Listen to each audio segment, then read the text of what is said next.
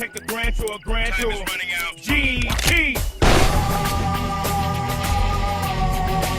Welcome back to the channel, everyone. Today we have some cool tweets and topics to break down. Before we get to the Tekken stuff, there is some Street Fighter stuff in here that I want to talk about very briefly, right? Because Street Fighter 6 was announced like a week and a half ago. So everyone kind of went through the phases of excitement, anger. Why did they do this? Why did they do that? I hope they do this, right? Everyone kind of went through the phases of emotions already. And now we're at this point where a lot of the community is like just appreciative. And some of the tweets and concept art and the memes and stuff is just really good to see. So from time to time, I will be just showing random screenshots in some of my videos because I think it's just cool to look at to see what other people in the community are creating. So here are some of the tweets. You have Wide Ryu. There was one in here that was really cool. This was a callback to Street Fighter Alpha 2 cover, but now you have Ryu taking the place of Akuma, and you have Luke taking the place of old Ryu. And it's kind of like symbolic of what these characters mean now, right? Akuma was really like, Akuma back then was like on another level. He's still iconic, but back then, Street Fighter 2, Street Fighter 3, Akuma was on another level. And now they're kind of like putting Ryu in that sort of position. And Luke is the underdog. Luke is the newcomer. I just thought that one was really cool. There's some others in here. You guys will be able to see those as well. The next Street Fighter thing that I want to talk about is a post from the official Street Fighter Twitter. It says, "Happy birthday to the strongest woman in the world, Chun-Li. May your lightning fast kicks continue to inspire hope around the world. Hashtag Street Fighter, hashtag Street Fighter 35th anniversary is kind of what they're celebrating kind of all this year. But I don't know, I just thought this was really cool to note. This Chun-Li is another really iconic character. That's it for the Street Fighter stuff. I just want to share those quick little things with you guys. Another thing that was really cool, and I just want to show you guys this as well. It's a news article. It says Bandai Namco announces significant pay raise for developers. Now, I looked into it just a little bit, but I don't really care why they're getting pay raise. It's just good to see that developers of games that we love are getting pay raises. Now let's get into the actual topics for this video. The first one that I want to talk about, this is a tweet from Harada. Lord Rockhard says, "At Harada, I don't want to ask for anything, but thank you for letting sumo in fighting games die out. I'm happy that Ganryu is in Tekken and just needed to say that. Even though you probably won't see this, thank you very much." So even though this person is being very nice and very polite, they're essentially saying sumo characters are trash, they kind of suck, and I'm happy that they died out. Now the thing with Ganryu, in my opinion, Ganryu should have never been in Tekken 7. He should have never been. The only reason Harada likes Ganryu is because no one else likes Ganryu. And Ganryu gets special treatment for that reason, and he ends up in places where he shouldn't. Season 3 is a perfect example. Season 3, they could have put, I'm trying to think of someone who would actually be cool there. Not a clone, not a guest character, not Bruce, Christine, Angel. They could have put Angel there. They could have put Alex there. I don't know. They could have put other characters there besides Ganryu. At least those characters would have been played. Harada responds and he says, "Well, it's difficult to make a sumo fighter a popular character." And this sentence from Harada tells me two things. One, it's kind of sad because he tried to make Ganryu popular. He tried to, he put his face model on Ganryu. He tried to, make him look cool, make him powerful. Ganryu is very powerful in Tekken 7 and nothing worked. He still is one of the least played characters in the game. So it's a sad thing. But the second thing that this tells me is that he probably won't try again. In Tekken 8 or in Tekken Tag Tournament 3 or whatever, Ganryu may not be there because he's literally unplayed. He's literally I know I say a lot of people, a lot of characters are wasted slots, but Ganryu literally is. Even Zafina. Zafina is 10 times more important than Ganryu because one, she is very, very good in tournaments. You have to give a lot of credit to Arslan Ash. He's one of the only people using her, but she has a very good tournament life, and also her having Azel in her hand makes her very important to the story. So even though her usage is low, she's still important in different aspects. Ganryu, what's his story? Who plays him in tournaments? I think Saint plays him in tournaments, but that's pretty much it, you know. But I don't know, I just thought this was interesting because Ganryu, he shouldn't have been there. And from the looks of this, he may not be there anymore. And it is kind of sad because the sumo fighter is a very unique fighting style.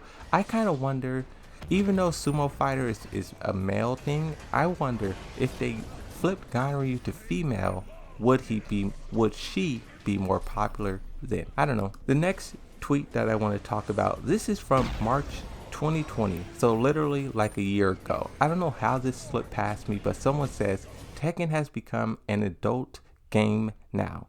And what it is, they have a screenshot of Lucky Chloe, and it looks like some sort of ad that says this game is so hot, play now for free if you dare.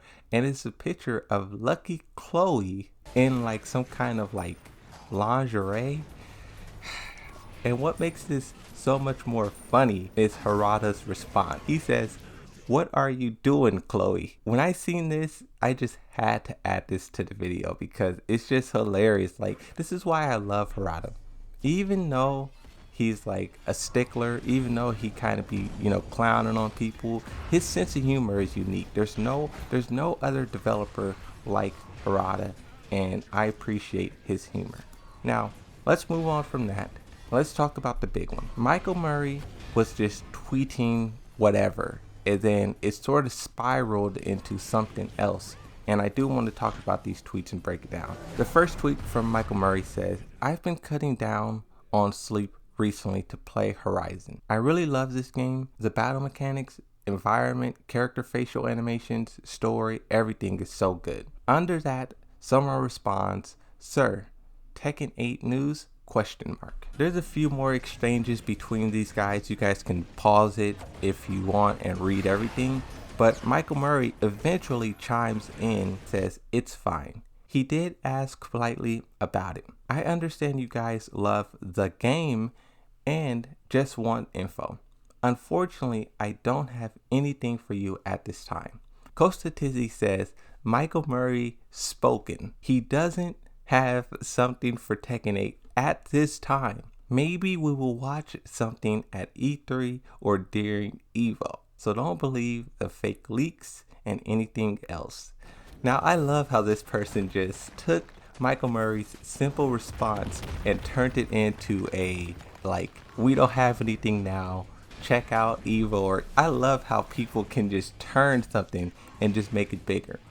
Michael Murray steps in and he says, question mark, "The game equals Tekken 7. Now, I think this part here, even though it's very simple, this was unnecessary in a way. I'll explain. Because if they were not working on Tekken 8, there would be no reason for him to clarify which game he was talking about, because he would obviously be talking about Tekken 7 if that's what they were working on. So in my opinion, this here is just another domino that's falling down that's leading us to Tekken 8. I think this is a subtle hint from Michael Murray and the developers that they are in fact working on Tekken 8, because a lot of people are getting antsy, a lot of people are demanding answers, and of course they can't just flat out say it. They can't just say, yeah, we're working on Tekken 8. They want to save that reveal, they want to save that announcement for a big stage, whether that's E3, whether that's at the end of a tournament. They want to save that. So basically they could do what Street Fighter 6 did. They can be trending for a whole entire week. All the communities will be on fire, right? So they're not just gonna go out and say that, but this is the closest thing we'll get to them saying it until we get to E3 or something like that. But him specifying Tekken 7 clearly means that they are working on Tekken 8, because why else would you specify which one you're working on if the other one doesn't exist? I have something else in here that I thought was really cool. This would have made me really happy to know a few months ago, but I think it's still really cool to note now. Someone tweeted at Michael Murray on February 19th, and they say, "There's just got to be something that can be done about this dude who plugs constantly." Michael Murray responds and says, "If he is really plugging multiple times, he should show up in ban candidate lists." Now this was interesting because he's not talking about people hacking. He's not talking about auto throw break, auto low parry, frame glitches. He's specifically talking about plugging. This is something that's happening across the board for everyone. This is how people cheat to get Tekken God Prime. This is how people cheat on consoles, PlayStation, Xbox. Plugging is the big one. And he's saying here that people who are habitual pluggers, they plug all the time, they show up on some sort of ban candidate list. I don't know what happens next when they get on that list. I don't know if they're verified, if they're tracked. That's something that I was saying in the past. If they plug out 1, 2, 3, 4, 5 times, after that third time, those people should be flagged, because the activity that's happening on their account is not normal. So they shouldn't be just banned right away, but they should be flagged. They should be monitored. And if that plugging, if that behavior continues, they should be banned. And I don't know if that's how this ban candidate list works, but it sounds like it. And I just thought this was really interesting to note, because we're getting closer and closer to Tekken 8. They have not stopped working on Tekken 7. They did an update literally like 3 weeks ago, and they took out some other form of cheating software that people were using. So they still are working on the cheating software. It's just not that big of a discussion anymore. Everyone was very upset. Everyone was yelling at the top of their lungs for them to fix it. And even though those talks died down, they're still working on it. They're still adding in new ways to catch these people. And to see him specifically talking about plugging, I think that's very, very cool. The last tweet that I want to talk about, this is from Landon D. I've been talking about Landon D quite a lot, and it's just because Landon D has been saying some really good things. I said this before in some of my past videos, but sometimes when I say things, people will disagree and people will, say I'm wrong, which is fine. But sometimes I think the data and the statistics and the fact checking is there. And this is another one. I said this before, but now that Landon D is saying it, I think a lot more people will start to believe it. It says Leroy Smith, Kunimitsu, Lita, and Fahkumram are Tekken 8 characters in Tekken 7. The same way Luke is a Street Fighter 6 character in Street Fighter 5. This is something that I talked about. I feel like I've been saying this for 6-7 months now, but seeing other members of the community repeating this, I think everyone will start to just accept that fact a little bit more, because I think Leroy, Kunimitsu, and Lita, Fahkumram, they really are unique and different characters from the rest of the cast. That's why I feel like they're so much stronger than the rest of the cast. And it's just very interesting when you think about how all the characters are going to transfer, change. I was thinking about it earlier. Yoshimitsu, a character that I've grown to know so much about over Tekken 7 lifespan. How will things change? How will I need to adapt, need to learn? The combos change, the structure. It's going to be very, very interesting learning Tekken 8 and the new mechanics and the characters all over again. I'm really looking forward to that, and yeah, we'll get there eventually. But that is it. I just want to talk about all these things in a video, a bunch of different tweets and topics and everything all wrapped together in one. Hopefully you guys appreciated this. Hopefully you guys enjoyed this. Thanks for watching, and I'll see you next time. Bye bye. Nice job.